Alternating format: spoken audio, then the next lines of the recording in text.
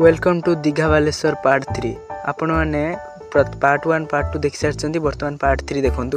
बर्तमान आमर दीघा बालेश्वर बुली सारा पर मंदिर बाँ साइड बाहर छोट बजार गोटे पड़े मंदिर आम जाऊँ पुणी ये भिड़ अच्छी बर्तमान ये सैड्रे स्टेसनरी दुकान अच्छी एपटर खाया जिनस अच्छे आगर गोटे छोट पिला पड़ी खेलना आपड़ देखुं कि ये बाँ साइड्रे ये गुपचुप स्टल अच्छी सेपटर आपणर मका मिल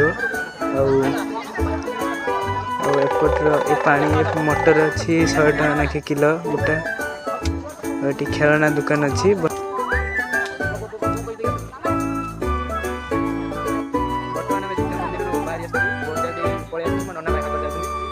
कौन कर पलि आसचु ब्लॉग टी को आज रोची। नमस्कार, जय जगन्नाथ।